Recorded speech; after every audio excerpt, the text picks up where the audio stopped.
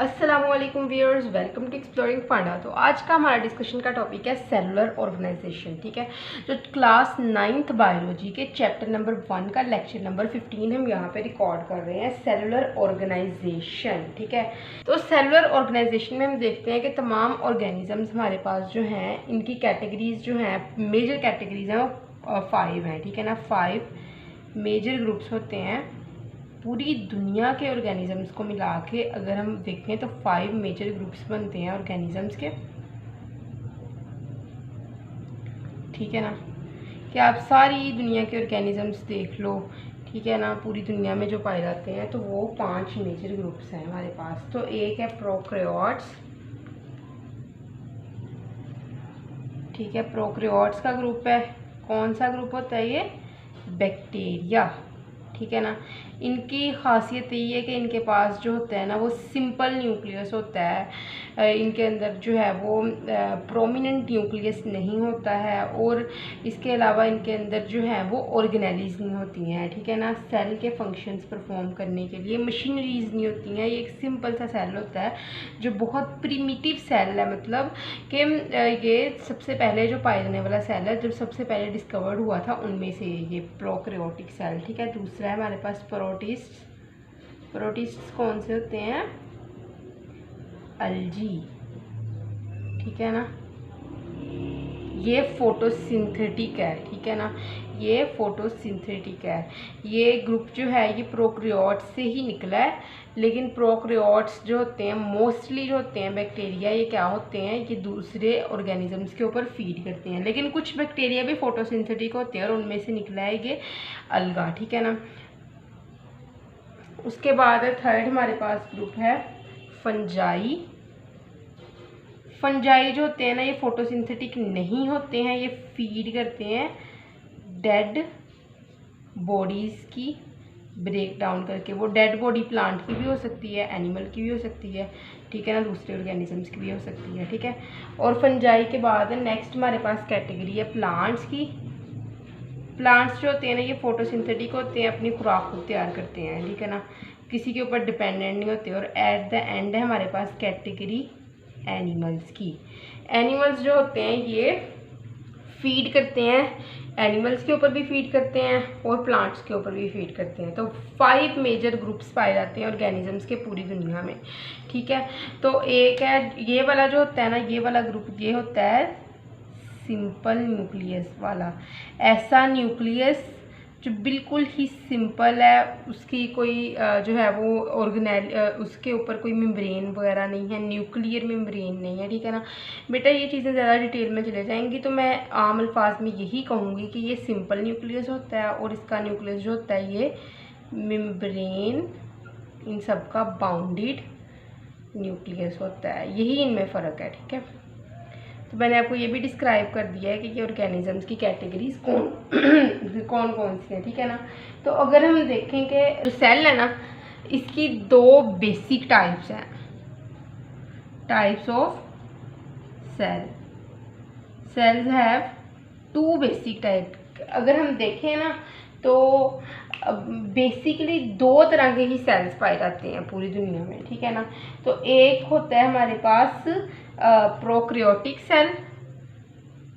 ये प्रोकैरियोट्स की बात की थी ना, वही है ये प्रोकैरियोटिक सेल। और दूसरा होता है यूकैरियोटिक सेल। ये जो सारे हैं प्रोकैरियोट के अलावा ये हमारे पास क्या है, यूकैरियोट्स। तो इनके सेल्स को हम क्या कहेंगे, यूकैरियोटिक सेल। ठीक है, तो अगर हम प्रोकैरियोट्स की बात करें तो प्रोकैरियोटिक सेल जो होता है इसके अंदर किसी भी किस्म की मेम्ब्रेन बाउंडेड ऑर्गेनेलीज नहीं पाई जाती। Lake any kind of organelles क्या होती हैं, ऑर्गेनेलीज का हमने पढ़ा था ना, जो अपने अपने स्पेसिफिक फंक्शंस परफॉर्म करती हैं। ठीक है ना, सेल्स के अंदर फंक्शंस ये परफॉर्म करती हैं। ठीक है ना, जिस तरह के माइटोकॉन्ड्रिया है जो कि सेलुलर मशीनरी होती हैं ये। ठीक है ना, तो प्रोकैरियोट लेक ऑर्गेनेलीज। ठीक है, लेक मेम्ब्रेन बाउंडेड ऑर्गेनेलीज। ठीक है, मेम्ब्रेन बाउंडेड ऑर्गेनेलीज इनके अंदर नहीं होती हैं।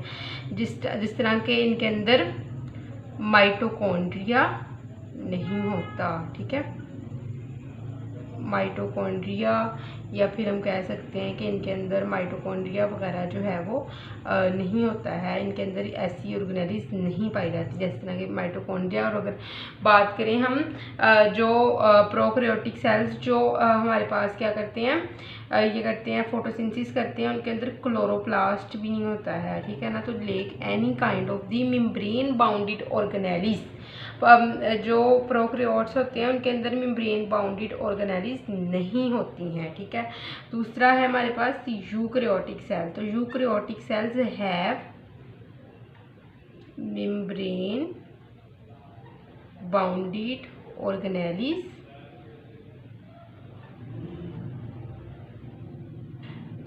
मतलब के माइटोकॉन्ड्रिया एंड क्लोरोप्लास्ट दोनों ही इनके अंदर होते हैं। अच्छा, जो प्रोकैरियोटिक सेल्स होते हैं ना, इनके अंदर प्रोमिनेंट न्यूक्लियस भी नहीं होता है, ठीक है ना। इनके अंदर न्यूक्लियस भी जो होता है वो उसके ऊपर न्यूक्लियर मेम्ब्रेन नहीं होती। जिस तरह के हमारे पास ना न्यूक्लियस आप पढ़ोगे माइटोसिस वाले चैप्टर में बड़े डिटेल के साथ जाके, ठीक है ना। तो न्यूक्लियस ना इस तरह का स्ट्रक्चर होता है, ये अंदर जो ग्रीन कलर से सॉरी ब्लू कलर से जो मार्क किया ये DNA और ये इसके ऊपर न्यूक्लियर की मेम्ब्रेन है, ठीक है ना। तो जो प्रोकैरियोट होता है ना उसके अंदर क्या होता है, ये मेम्ब्रेन नहीं होती है, ठीक है। जस्ट यही पाया जाता है स्ट्रक्चर DNA का। लेकिन जो यूकैरियोटिक सेल होते हैं ना उनके ऊपर मेम्ब्रेन पाई जाती है, ठीक है। तो ये जो होता है मेम्ब्रेन वाला न्यूक्लियस, इसको हम कहते हैं ये हमारे पास है प्रोमिनेंट न्यूक्लियस। कौन सा? Prominent nucleus. और जो हमारे पास होता है ना without membrane, it is not a prominent nucleus, ठीक है। ये एक सिंपल सा न्यूक्लियस का स्ट्रक्चर होता है, ये प्रोमिनेंट न्यूक्लियस नहीं होता है, ठीक है। तो सेल्स जो होते हैं ना, ये अगर हम इसको देखें कि इनकी ऑर्गेनाइजेशन के हिसाब से, ठीक है ना, सेल्स ऑर्गेनाइज होते हैं 3 वेज में, यूनिसेलुलर, ठीक है ना, मल्टी सेलुलर और कॉलोनियल ऑर्गेनाइजेशन के ज़रिए ये ऑर्गेनाइज कर होते हैं। तो अभी हम देखते हैं कि किस तरह की ये ऑर्गेनाइजेशंस होती हैं सेल्स की। पहले हमने क्या देखा, अगर आपको शॉर्ट क्वेश्चन आता है कि मेजर ग्रुप्स बताओ ऑर्गेनिजम्स के जो पूरी दुनिया में पाए जाते हैं, तो आपने बताना है प्रोकैरियोट, प्रोटिस्ट, फंजाई, प्लांट्स और एनिमल, और थोड़ा थोड़ा डिटेल दे देनी है जो मैंने आपको यहाँ पे बताई है, ठीक है। उसके बाद आपको आता है कि टाइप्स ऑफ सेल्स बताओ, ठीक है ना, सेल्स की टाइप्स क्या है। तो आपने ये प्रोकैरियोटिक सेल बता देना है और यूकैरियोटिक सेल बता देना है, ठीक है ना। प्रोकैरियोटिक सेल के अंदर मोस्टली क्या आता है, बैक्टीरिया, ठीक है। और यूकैरियोटिक सेल्स के अंदर प्लांट्स, एनिमल्स, प्रोटिस्ट वगैरह आते हैं, ठीक है। तो नेक्स्ट हम बात करते हैं कि सेल्स जो होते हैं ना ये किस तरह ऑर्गेनाइज करते हैं और ऑर्गेनाइजेशन बन जाती है। कॉलोनियल ऑर्गेनाइजेशन बन जाती है, यूनिसेलुलर ऑर्गेनाइजेशन बन जाती है और मल्टी सेलुलर ऑर्गेनाइजेशन बन जाती है। सेल्स के ऑर्गेनाइज करने से ये ऑर्गेनाइजेशन बनती है बेटा। तो अभी हम यहाँ पे देखते हैं। अच्छा जी, तो अगर हम यहाँ पे देखें कि सेल्स की ऑर्गेनाइजेशन होती है, सेल ऑर्गेनाइज करते हैं और बनाते हैं 3 तरह की ऑर्गेनाइजेशन, ठीक है ना, 3 टाइप्स ऑफ ऑर्गेनाइजेशन, ठीक है। सेल ऑर्गेनाइज होके 3 तरह की ऑर्गेनाइजेशन बनाते हैं। एक होती है हमारे पास यूनिसेलुलर,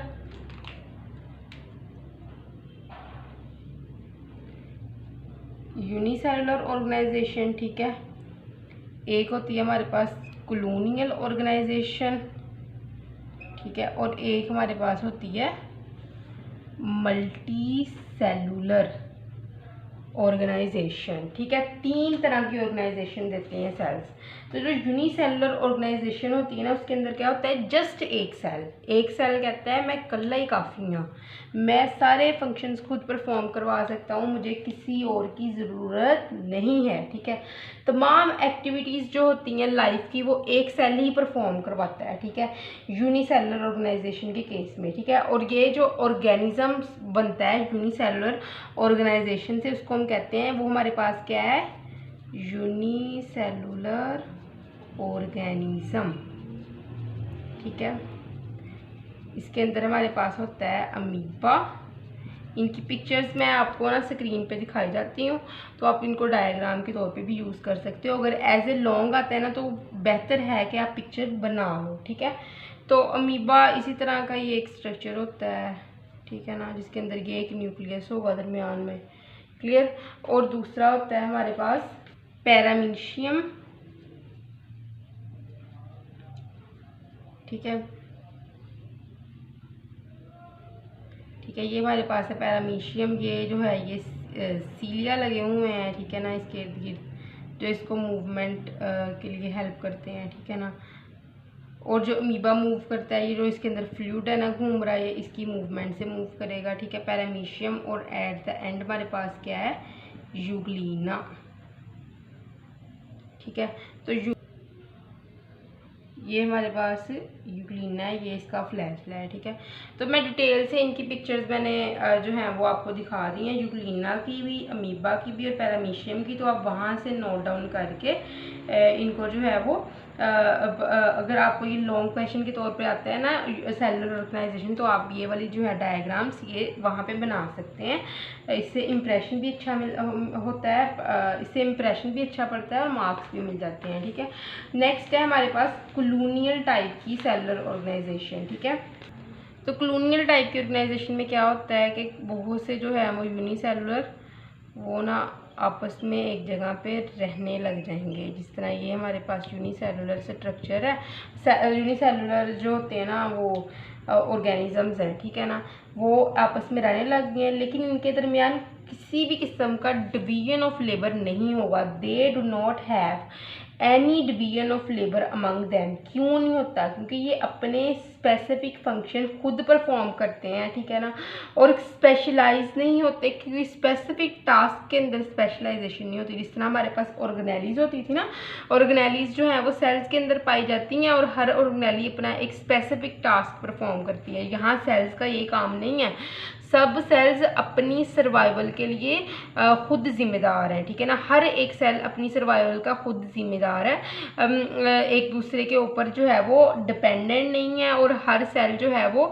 अपना टास्क खुद परफॉर्म करता है। ये क्या करते हैं, ये स्पेसिफिक टास्क के लिए स्पेशलाइज्ड नहीं होते, ठीक है।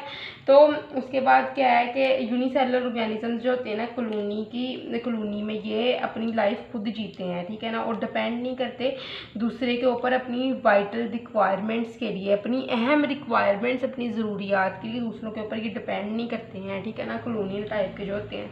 तो वॉलवॉक्स और ग्रीन अलगा इसकी बेस्ट एग्जांपल है, ठीक है।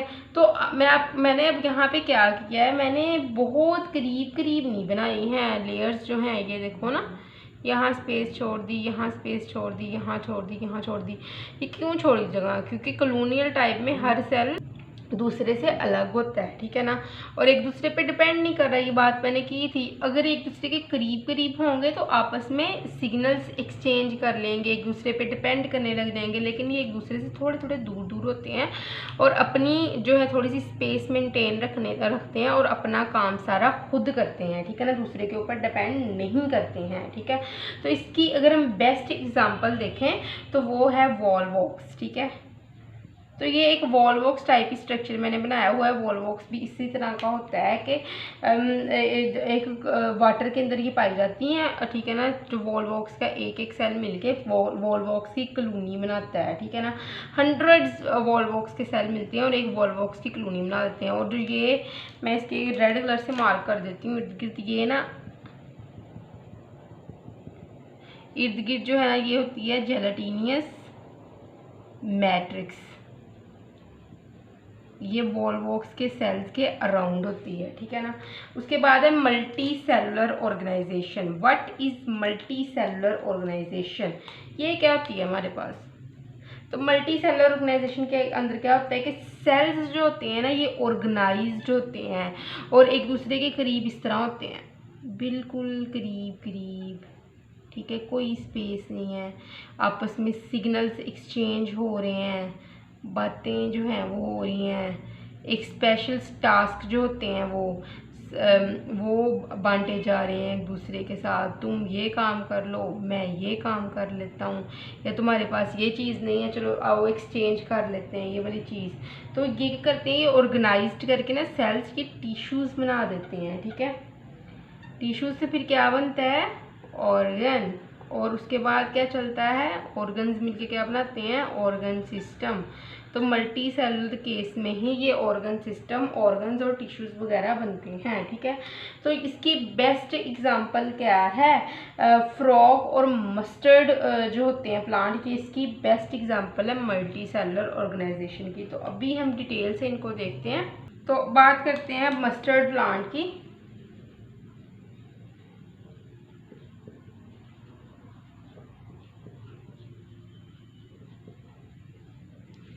तो मस्टर्ड प्लांट की अगर हम बात करें तो इसका नाम क्या है हमारे पास, इसका साइंटिफिक नेम बहुत इंपॉर्टेंट है for short question point of view, for MCQs point of view, ठीक है ना। तो इसका अभी हम यहाँ पे साइंटिफिक नेम इसीलिए मैं लिखती हूँ ताकि आपको पता रहे कि ये इंपॉर्टेंट था। ये है ब्रासिका।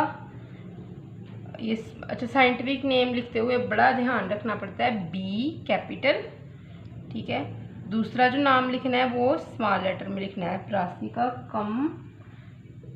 ये आना है यहाँ पे कम्पेस्ट्रिस, ठीक है। उसके अलावा जब साइंटिफिक नेम लिखते हैं ना तो इसको नीचे से अंडरलाइन कर देना है, और ये नहीं करना कि अंडरलाइन सीधा करना है, थोड़ा हर वर्ड को उसके अपने तौर पे अंडरलाइन करना है। ब्रासिका का नीचे ब्रासिका का अंडरलाइन और कम्पेस्ट्रिस के नीचे कम्पेस्ट्रिस का अंडरलाइन, ठीक है। तो इसको विंटर के अंदर सो किया जाता है और हार्वेस्ट कब किया जाता है, हार्वेस्ट किया जाता है तो ये सीड का प्रोड्यूस कर, विंटर के अंदर इसको सो किया जाता है और सीड प्रोड्यूस करता है at the end of winter, ठीक है ना। विंटर के एंड के ऊपर ये सीड प्रोड्यूस कर लेगा, ठीक है। तो जो होता है ये हमें पता है ये क्या होता है, ये हमारे पास है साग, ठीक है। तो जो प्लांट बॉडी होती है ना, इसको तो हम वेजिटेबल के तौर पर यूज़ कर लेते हैं, साग बना के खा लेते हैं, ठीक है ना। हांडी में अच्छा सा पका के फिर मम्मा फ्रिज में रख लेती हैं, फिर बाद में वो साग ही साग चलता रहता है पूरी सर्दियाँ, ठीक है ना। हर घर की कहानी है ये। तो वही साग होता है ये वाला, ठीक है ना। तो ये क्या होता है, ये सीड्स जो होते हैं ना इसके, वेजिटेबल के तौर पर प्लांट की बॉडी यूज़ कर ली जाती है, लेकिन जो इसके सीड्स होते हैं ना, सीड्स को यूज़ किया जाता है ऑयल के एक्सट्रैक्ट करने के लिए, ठीक है, for oil extraction its seeds are use. तो जो प्लांट के जो ऑर्गन्स होते हैं ना, इनको दो ग्रुप में डिवाइड किया जाता है उनके फंक्शन की बेस पे, ठीक है ना। तो इसके ग्रुप्स दो हैं, ठीक है। एक होता है हमारे पास वेजिटेटिव ऑर्गन का ग्रुप और एक होता है रिप्रोडक्टिव ऑर्गन। तो अगर हम बात करें यहाँ पे वेजिटेटिव ऑर्गन्स वाला ग्रुप है, दूसरा कौन सा है, रिप्रोडक्टिव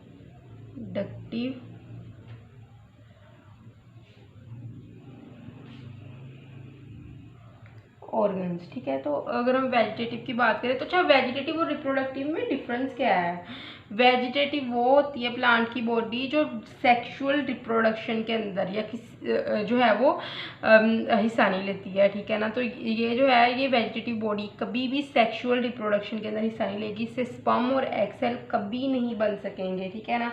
तो स्पर्म और एग प्लांट के केस में हमें पता है क्या होते हैं हमारे पास, स्पर्म हमारे पास क्या होता है, वो क्या होते हैं पोलन्स, ठीक है, और जिसको हम माइक्रोस्पोर्स भी कहते हैं। मैं ज़्यादा डिटेल में जा रही हूँ, सॉरी रियली सॉरी।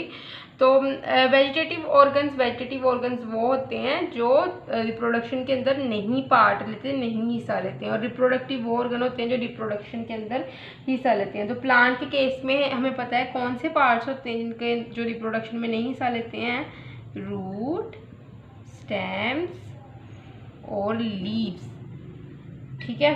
ये वो पार्ट्स होते हैं जो रिप्रोडक्शन के अंदर हिस्सा नहीं लेते हैं। और रिप्रोडक्टिव ऑर्गन कौन से होता है, फ्लावर्स। ऑब्वियसली हमें पता है फ्लावर के अंदर, आप ना पूरा फ्लावर पढ़ोगे नेक्स्ट, ठीक है ना।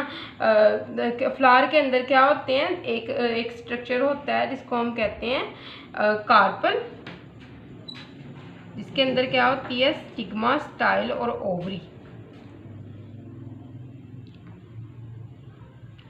स्टाइल और ओवरी, और इसके इर्द गिर्द होता है एंथर्स,